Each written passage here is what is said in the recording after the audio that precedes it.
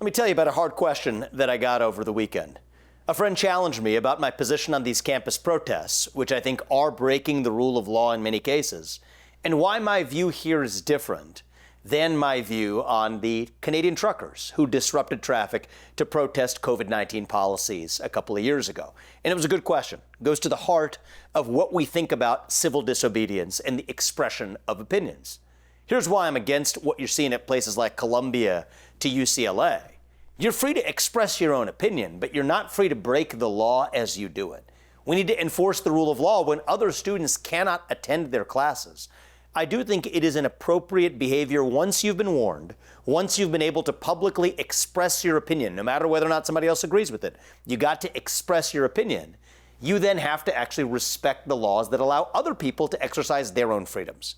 That's why I believe that universities like Ohio State and IU, Indiana, and Texas were in the right to actually forcibly remove and, when necessary, arrest students that stopped other students from being able to attend their classes and get the education that they have paid to actually get from those universities.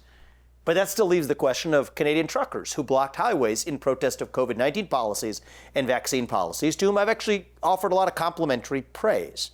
So where's the distinction? That's a hard question, and I believe in addressing the hard questions rather than just reciting standard conservative talking points.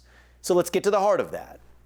I think part of the reason I have first a different distinction is you have a different standing to protest and to engage in civil disobedience when you yourself are the person who's actually affected by it. It's a very convenient thing to do to be able to appropriate somebody else's cause, especially from halfway around the world, as your own. But to then be able to actually supposedly exercise civil disobedience on somebody else's account. It's different when you're talking about Rosa Parks in the back of the bus, or whether you're talking about Canadian truckers who themselves are being forced personally to use a COVID-19 vaccine that they did not want to use, that they felt was being foisted upon them, that protested the lockdown policies that affected the way that those truckers themselves were being able to carry out their own work and live their own lives and make a living. That's, I think, a much more sympathetic case for civil disobedience, yes, disobedience, than in the case of vaguely doing it on behalf of somebody else's cause without actually having any personal skin in the game or consequence yourself. That's a personal reaction that I have, is more sympathetic in one case rather than the other. But here's the other distinction. It was the response of the police state to the Canadian truckers that really bothered me.